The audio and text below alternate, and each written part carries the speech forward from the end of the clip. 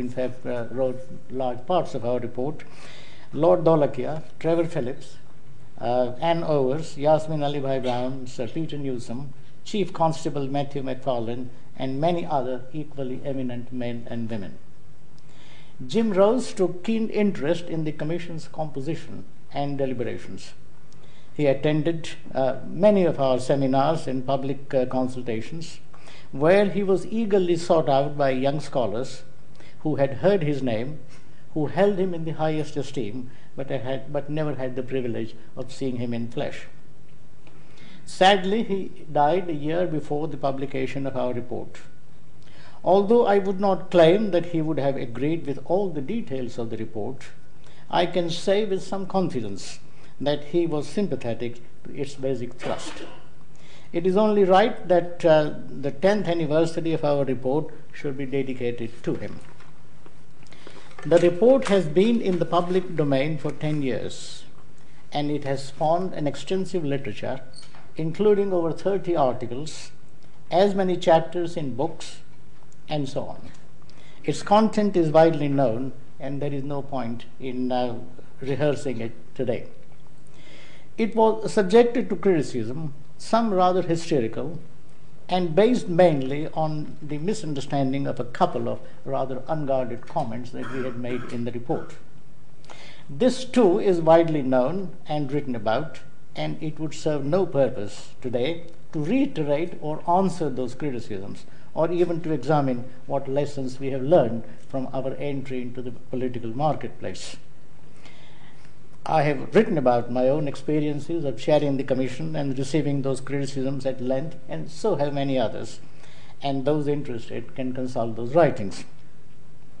I thought the best way to mark the 10th anniversary of the report and to honor the memory of a remarkable man, Jim Rose, and the excellent work of the Runnymede Trust would be to do the following: to explore some of the big questions that are beginning to appear on the public agenda today, so far as the multi-ethnic Britain is concerned, and what would need to be, and these questions which would need to be examined by a future sequel to our report.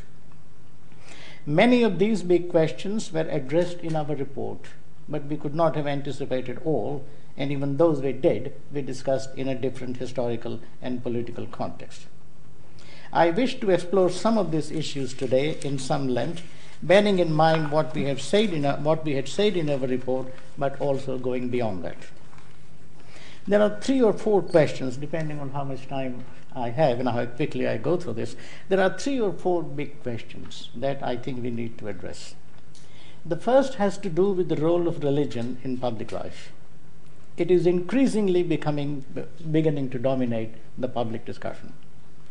This is not limited to Muslims, many of whom have in fact reconciled themselves to the fact that they have to live in a secular state.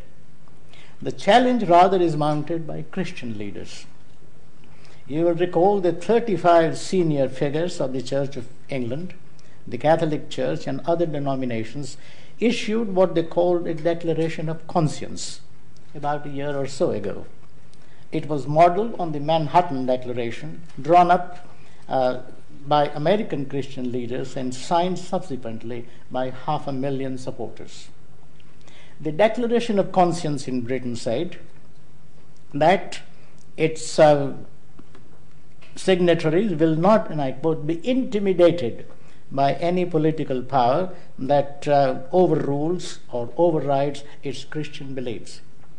And the declaration also advocated civil disobedience if these Christian beliefs were to be violated.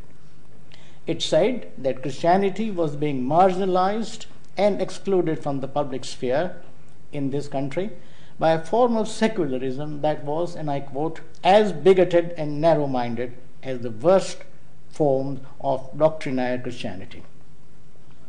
Some Christian leaders argued that the state should be neutral and not secular.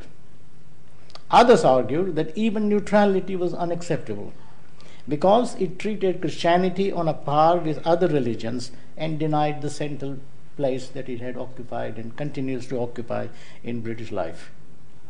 As the foretaste of their unease, Some of them even mounted a formidable opposition to the human rights legislation, or certainly the human rights legislation as it came to be implemented, on the ground that these rights were being used to undermine traditional Christian views on homosexuality. It was argued that these rights were in fact intended to serve a secular or anti-religious agenda. Their opposition, the opposition of Christian leaders, was fierce when the Labour administration brought in measures requiring publicly funded adoption agencies not to discriminate against gay couples. Catholic adoption agencies either had to comply or close or find alternative sources of funding, which became difficult. The same issue came up when the Labour administration required that the churches may not discriminate against gay couples when applying for jobs of a secular nature. When such questions, or some of these questions, came up before the court, they did not quite know how to conceptualize and respond to them. The case of Gay McFarlane is a good example of this.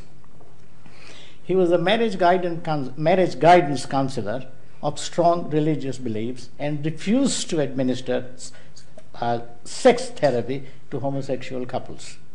He was sad and he appealed to the Employment Appeal Tribunal, which upheld the lower court's judgment.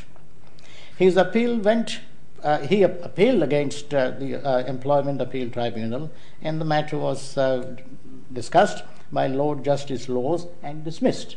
His appeal was dismissed on the ground that his religious beliefs were purely, and I quote, subjective, and bound no one other than him and others of his belief. Lord Justice Laws said that to enforce this belief would amount to theocracy, which had no place in Britain. This was a strange piece of reasoning because all moral beliefs are in some sense subjective, including those of conscientious objectors, which we nevertheless respect. In response to this judgment, Lord Carey, retired Archbishop of Canterbury and others, demanded that in future, religious matters should be tried by religiously sensitive judges and not by all and sundry. We know where that's likely to lead. So this is one important question. The way in which religion has increasingly begun to appear and certainly to dominate some areas of our public life. And it raises all kinds of questions. But before I turn to that, my fear is that the Prime Minister's big society is also likely to see the resurgence of religion in Britain.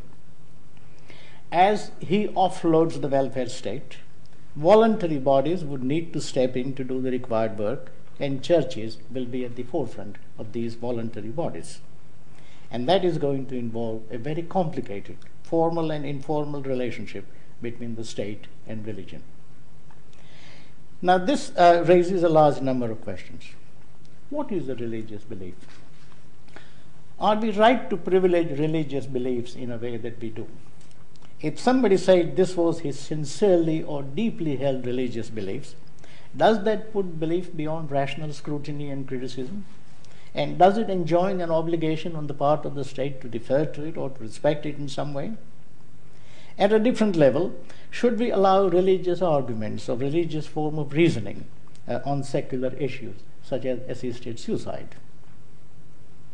What kind of secular state do we need which can respect and accommodate religion without losing its fundamental secular character? Do we need a new historical settlement between state and religion to replace the earlier one between the state and church, and which is already in place? So these are some of the questions we are going to have to face in the next 5 years or 10 years. The second question has to do with the best way to balance the demands of social cohesion and those of respect for cultural diversity. Britain needs to be a reasonably cohesive society if it is to be stable and sustain its democratic institutions and the welfare state. At the same time, it's a multicultural society in the sense that its citizens take different views on the good life, on intergender relations,